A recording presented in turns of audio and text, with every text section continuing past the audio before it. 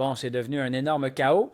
Et comment expliquer ce qui s'est passé? Si tout était déjà suspect, maintenant c'est encore plus. Comment demain va s'asseoir au bar un type qui aujourd'hui a critiqué l'un des deux clubs qui joue demain cette finale de la Coupe du Roi? Oh, coïncidence, du Real Madrid, qui a menacé le Real Madrid pour les vidéos de Real Madrid Télévision et en plus tout a tourné autour, aidé aussi par les questions des journalistes. Naturellement, qui pour Negreira n'ont rien demandé, mais oui sur les vidéos ou pour les vidéos de Real Madrid Télévision. Et bien sûr, ici on dirait que c'est la seule chose qui s'est passée dans ce pays, non?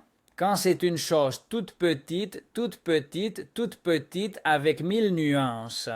Et c'est un média qui dépend d'un club, mais qui a la liberté d'expression pour dire ce qu'il veut. De plus, fournit des données réelles et montre des images réelles. Mais tous les yeux sont là. C'est très typique de l'Espagne aussi. Hein?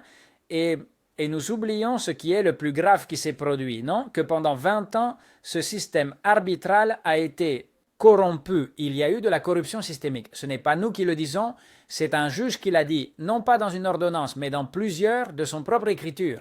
Et cela n'a pas généré de controverse. Non, ce sont les vidéos de Real Madrid Télévision. Demain, un monsieur qui a critiqué le Real Madrid aujourd'hui va s'asseoir dans le bar d'une finale contre le Barça et de ce que fait le Real Madrid. Et il a menacé. Bon, l'un a critiqué et l'autre s'est victimisé en disant « c'est que mes enfants entendent des choses à l'école à cause des vidéos ».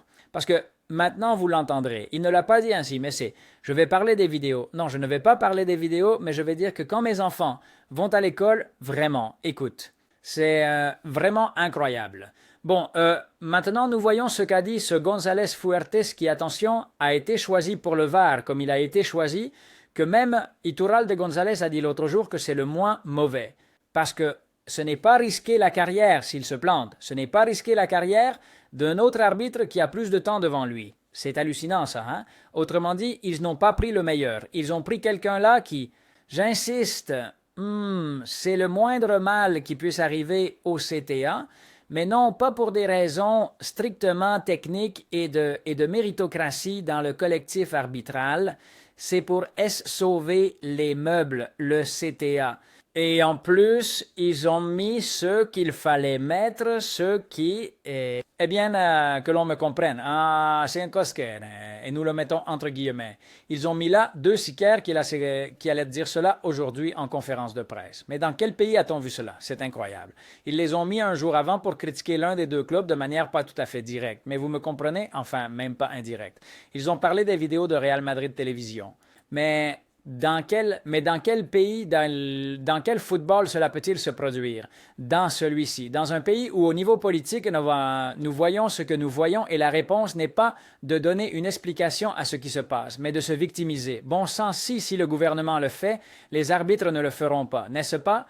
Enfin, c'est vraiment incroyable. Bon, le Madrid, après cela, bien sûr, a dit que cela rendait cet homme inapte, surtout celui du VAR, à arbitrer demain, à être dans la salle à bord. Et la fédération a dit que non, qu'elle a une confiance maximale en ses arbitres et que rien. Madrid dit que, bien sûr, cela place ce monsieur González Fuerte dans une situation de manque d'impartialité pour le match, naturellement. Bon, eh bien c'est tout. Maintenant, nous les écoutons, mais avant, parce que je vais mettre un peu de la conférence de presse. En fait, je vais faire attention à ne pas mettre d'image naturellement, parce qu'ensuite, la fédération pour ça est embêtante et peut te compliquer la vie. La vidéo. Oui, nous allons écouter le son des deux.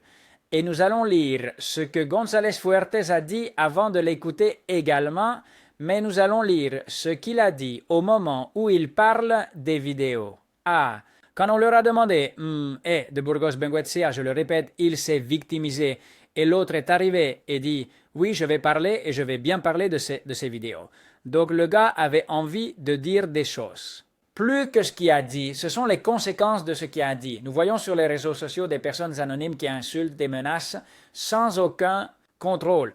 Les responsables des réseaux officiels des clubs attaquent continuellement notre collectif, en plus des comportements des joueurs et des communiqués laissant penser communiqué de qui? Non, parce qu'ici ensuite, tous les clubs, à partir du communiqué de Madrid, un tas de clubs ont fait des communiqués. Mais quel a été le plus célèbre? Pourquoi le football s'est-il mobilisé? Un contre Madrid, contre le communiqué de Madrid. Non, et il dit Communiqué donnant à penser que nous ne sommes pas honnêtes dans nos décisions. Les conséquences sont que lorsque vous parlez de vol et de mots désagréables, cette frustration que vous générez chez le supporter est payée par le garçon et la fille. Que cela bon, à la fin, ils prennent un sifflet et doivent arbitrer un match d'enfants. C'est la conséquence de mettre la cible sur la tête d'un collègue. C'est bon et sain pour tout le monde de revenir à un football plus sain. Et dans la victimisation, il est dans le fait des enfants, des arbitres et des enfants qui veulent arbitrer, n'est-ce pas? C'est-à-dire que ce qui a toujours existé, malheureusement, les parents de ces fous de ces enfants qui sont ainsi éduqués à la maison vont sur les terrains de football pour insulter le papa d'un autre jeune ou s'en prendre directement à un autre enfant ou directement insulter l'arbitre. Ça s'est toujours passé. Maintenant, la faute revient aux vidéos de Real Madrid Télévision et aux communiqués. Et le plus célèbre, celui du Real Madrid. Non, c'est ce que disait ce type. Et écoutons, quand il menace attention, et dit la phrase, nous allons faire l'histoire. À saisir, eh bien, vous l'avez déjà faite, c'est-à-dire, vous aviez un chef qui gagnait des millions d'un club et là, seuls les plus obéissants ont été promus. Non? Car c'est clair, on dirait qu'ici, il ne s'est rien passé. C'est-à-dire, il semble qu'ici, il n'y avait pas un système. De la main et l'écriture d'un juge, dans plusieurs ordonnances. Système corrompu et une corruption systémique dans l'instance arbitrale. Tous, absolument tous, lorsque l'affaire Barcelone-Negreira éclate, tous les arbitres qui étaient là auraient dû cesser d'arbitrer. Tous, les chefs dehors, puisqu'ils étaient les grands de l'époque de Negreira. Et les arbitres qui étaient là, au moins, eh bien peut-être pas tous, mais au moins, pour moi, ce seraient tous, parce que des arbitres, tu donnes un coup de pied par terre, et des arbitres apparaissent ou tu les fais venir dans notre pays. Jusqu'à ce que l'instruction du cas se termine et un procès oral du cas Barcelone-Negreira, aucun d'eux n'aurait pu arbitrer. Mais j'insiste, peut-être pas tous, mais au moins ceux qui payaient le fils de Negreira pour monter dans leur catégorie. Eh bien, il est prouvé que Negreira montait et descendait. Il déterminait l'avenir professionnel de gens qui gagnaient soit 300 000, soit 150 000, ce qui est déjà bien de gagner 150 000. Hein? Bon, mais bien sûr, tu gagnais déjà 300 000, c'est-à-dire tu étais en première division ou tu étais en deuxième. C'est incroyable. Et ça n'a pas continué. Rien. Personne n'a démissionné, personne n'a cessé d'arbitrer. Je vais dire qui a cessé d'arbitrer. Précisément, les arbitres qui ne se pliaient pas à ce système, ce sont ceux-là qui ont cessé d'arbitrer. Et ceux à qui ça a bien réussi. Et ceux qui ont le soupçon sur eux, eh bien, regarde, de Burgos Bengoechea il était dans le Negreirato. Et en fait, il a commencé là et ça a commencé à bien marcher pour lui là en 2017. En 2017, arbitre et les classiques de cette Supercoupe d'Espagne. L'autre, à vrai dire, je ne sais pas, mais il me semble que oui. Je crois que l'autre était déjà juge de touche. L'autre a été juge de touche pendant de nombreuses années. Je crois qu'il était déjà dans le système. Bon, eh bien, González Fuertes, il a pris un ton ferme lors de la conférence de presse et il a dit cela au sujet des vidéos aussi. Ou une position plus ferme pour essayer qu'il ne soit plus possible de faire ces vidéos, je ne sais pas, chercher un type de sanction pour essayer d'en finir avec ce genre de pratique. Je vais te dire la situation et la sensation que ressentent dans ce moment les collègues arbitres professionnels de football espagnol. Il y a plus d'union que jamais. Nous sommes plus unis que jamais, possiblement en raison des circonstances que nous vivons autour de nous. Mais il n'y a pas beaucoup de semaines et les 180 collègues du football professionnel avons eu une réunion et nous sommes plus unis que jamais. Nous confirmons cette union. Nous avons confirmé cette union avec notre président Luis Medina. Nous l'avons confirmé avec son équipe. Nous la confirmons avec chacun des employés de notre CTA. Pourquoi? Parce que notre corps, c'est celui que nous devons préserver. Donc, pour répondre à ta question, ne doute pas que nous allons devoir commencer à prendre des mesures. Nous allons devoir commencer à prendre des mesures beaucoup plus sérieuses que celles qui sont prises. Parce que cette union que nous avons maintenant et que nous vivons quotidiennement avec notre président, avec son conseil d'administration, avec les 180 collègues, nous n'allons pas continuer à permettre que ce qui se passe continue. Nous ne le permettrons plus. Dans peu de temps, dans peu de dates, vous aurez probablement certaines nouvelles sur ce qui se passe et ce qui va arriver. Mais ne doutez pas du tout que cet effectif qui compose aujourd'hui l'arbitrage espagnol, tant féminin que masculin, avec le CTA, va marquer l'histoire.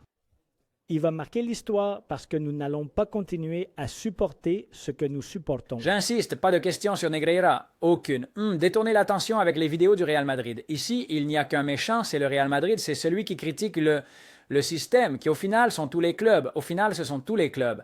Mais celui qui mène ici la danse, c'est le Real Madrid. Le plus lésé pour des raisons évidentes. Non? Et ben donc, le focus, j'insiste, est mis sur les vidéos de Real Madrid Télévision. Et non content de cela, avec menacé, pardon, voilà, eh bien, de Burgos Bengoechea raconte ceci sur sa famille et se met à pleurer. Regardez. On m'a beaucoup posé des questions sur les vidéos de Real Madrid Télévision. La vérité, c'est que c'est ce qui a le plus d'impact. Je ne vais pas te dire le contraire. Eh bien, je vais te raconter des situations qui sont arrivées à des collègues à moi et ensuite tu me donneras ton avis parce que je veux que tu me répondes. Quand ton enfant va à l'école et qu'il y a des enfants qui lui disent que son père est un voleur et qu'il rentre à la maison en pleurant, c'est très dur.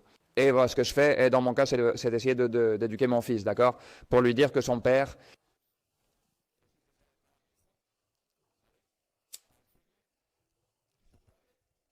est honnête, surtout honnête, qui se trompe comme un sportif de plus, d'accord? Et c'est très dur, je ne le souhaite à personne.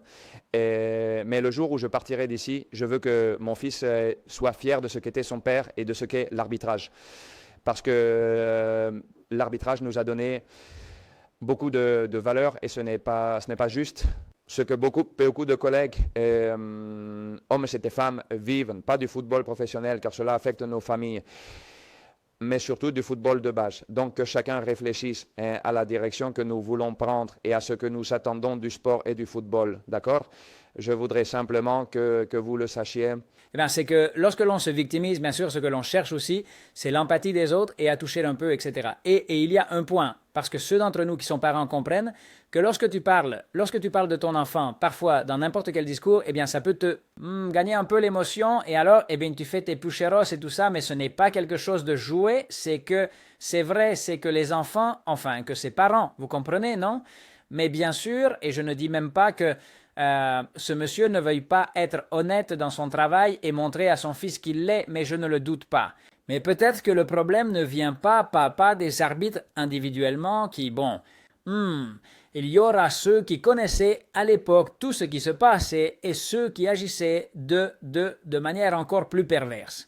Mais il y aurait aussi des arbitres, et peut-être que c'est le cas de Burgos Bengoechea, je ne sais pas, mais probablement de beaucoup. Et je donne toujours le même exemple d'un journal, n'est-ce pas? Tu peux être un journaliste très honnête, mais tu es dans un journal et le chef, le directeur de ce journal, touche des millions d'une multinationale ou d'un gouvernement en particulier, et il y a une ligne éditoriale qu'on lui impose parce qu'on le paie, et on te fait savoir que tu ne peux pas dire certaines choses. Et toi, tu peux être très honnête, mais si tu ne veux pas perdre ton travail, eh bien, tu ne dis pas les choses que ton patron ne veut pas que tu dises. Exactement. Eh bien, c'était pareil avec l'arbitrage. Le système était corrompu depuis le haut. C'est tout. J'insiste, cela a été dit aussi par un juge, le juge Aguirre, le juge d'instruction de l'affaire Barcelone-Negreira, qui est à maintenant une juge. Parce que ce monsieur a pris sa retraite. Mais je pense que c'est parfaitement compréhensible. C'est pourquoi ils auraient tous dû être renvoyés. Écoutez, séparons toutes ces personnes d'ici jusqu'à ce que le sujet soit clarifié et mettons-en d'autres. Voilà. D'où les soupçons de la Jean. D'où l'indignation de nombreux supporters madridistas. Et cela devrait être le cas de beaucoup plus de supporters des autres clubs. Et ils sont peu nombreux à se manifester, très peu nombreux à dire. Et qu'est-ce qui s'est passé ici? Parce qu'il y a un anti-madridisme galopant dans ce pays, et ce qui est en dehors de ce pays aussi, qui même achète cet argumentaire avant de donner raison à ce que dicte la décence.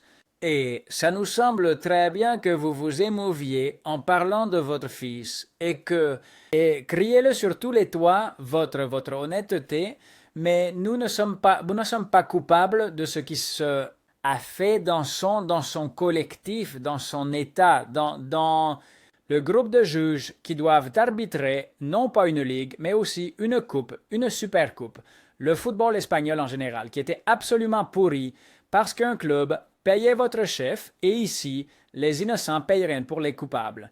Mais cela est déjà suspect. Il est normal que les gens... Je ne comprends pas pourquoi vous continuez à arbitrer et pourquoi la direction n'a pas changé et pourquoi la structure reste la même et pourquoi c'est toujours le même type qui décide, qui vous a mis là, qui vous a mis là.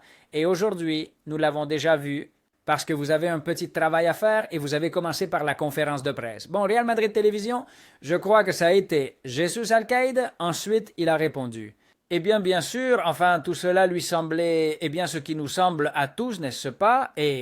Il est écrit ici que c'est curieux, bon, ce que nous disons depuis que nous avons connu la désignation de Burgos Bengoechea. C'est curieux qu'on dise cela et alors qu'il n'y a aucun arbitre espagnol dans la Coupe du monde des clubs, lorsqu'on parle du bon fonctionnement du CTA ou de l'arbitrage espagnol, non? Et qu'en phase finale des Coupes du monde et des Eurocoupes, il n'y a aucun arbitre espagnol remarquable. Dernièrement, et s'il n'y en aura effectivement pas, il n'y aura personne à la Coupe du monde des clubs. Voyons, c'est qu'à l'extérieur, ils ne font pas confiance, mais à cause de tout ce qui s'est passé, n'est-ce pas, qu'ils auraient également pu prendre des mesures et aller un peu plus loin. Non seulement ne pas convoquer les arbitres espagnols par la FIFA et l'UEFA, mais bon, je dis contre le Barça, qu'ils auraient pu le faire. On se demande ici, comment est-il possible que de Burgos Bengoechea, qui est international depuis l'année 2017, n'ait rien arbitré d'important? Et c'est vrai, et ils ajoutaient d'ailleurs, le football sera plus sain quand ils ne seront plus là, en référence aux arbitres actuels, ni Medina Cantalejo, et ce sera plus juste quand la production des images, voilà une autre incroyable, n'aura pas de lien affectif avec le Football Club Barcelone, c'est-à-dire Mediapro. Ils ont également défendu leur politique de communication. Ils ont dit que ce que fait Real Madrid Télévision est protégé par la liberté d'expression. Le Celta n'est pas là pour dire quelle vidéo fait un média, tel quel. En plus, j'insiste et je l'ai dit au début, ces vidéos de Real Madrid Télévision obéissent à des données et à des images. Et ces images ont leur interprétation. Et voyons, sur toutes les vidéos que j'ai vues de Real Madrid Télévision, regardez qu'il y a quelques actions, quelques-unes très peu nombreuses, où je me dis, eh bien, pour moi, ce n'était pas un penalty ou pour moi, ce n'était pas une main. Et peut-être qu'ils disent sur Real Madrid Télévision que si ça l'était, n'est-ce pas? Mais à part très peu de choses, le reste, mais si en plus nous avons des yeux, nous l'avons vu. Pas besoin de voir les vidéos de Real Madrid Télévision. Nous avons vu le mois de février que nous avons eu, nous avons vu toutes ces années que nous avons eues. Et d'ailleurs, avant que l'affaire Negreira n'explose, il y avait déjà les vidéos de Real Madrid Télévision qui depuis 20 ans passent en analysant les arbitres qui nous vont toucher. Ce qui se passe, c'est que depuis que l'affaire Negreira explose, j'insiste, l'attention se porte uniquement sur les vidéos de Real Madrid Télévision parce que l'autre est si lourd qu'il y a ici une stratégie pour détourner l'attention et créer des narratifs dans lesquels le Real Madrid est le méchant. Alors que ce qui a été démontré, c'est que Barcelone a été le seul club à avoir payé un chef arbitral. Et alors, bien sûr, mais qu'est-ce qu'ils veulent faire? Que disait González Fuerte? So qu'ils vont faire l'histoire de quoi? C'est-à-dire, mais qu'est-ce qu'ils vont faire contre un média qui dit en interprétant les actions et en fournissant des données et des images. C'est le monde à l'envers. Et demain, j'insiste et je reviens à ce que je disais au début, il va y avoir un arbitre sur le terrain de jeu, qui nous en a déjà fait voir de toutes les couleurs et qui, de plus, s'est ému en parlant de ses enfants et je ne sais quoi lors de la conférence de presse préalable, précisément à cause de vidéos faites par la télévision de l'une des deux équipes qui va être en lice. Et un autre qui est allé plus loin, à attaquer, à menacer et à démontrer que demain, il ne sera pas impartial. Et une autre chose très grave, juste pour terminer, si en plus ensuite le Real Madrid va et veut le renvoyer de là, veut que l'arbitre soit un autre parce qu'il dit que cela l'invalide, le manque d'impartialité qui va démontrer, avec laquelle il va entrer dans cette salle VAR, il va encore aller embêter davantage le Madrid. C'est que, je crois que c'est clair comme de l'eau de roche. Je pense que c'est parfaitement compréhensible. Et même s'il se répète à lui-même, non, je ne veux pas que cela se voie, je ne vais pas y aller, je vais essayer d'être impartial, c'est que déjà par lui-même, par l'énervement qu'il aura, le subconscient le poussera à vouloir pencher d'un côté. C'est que,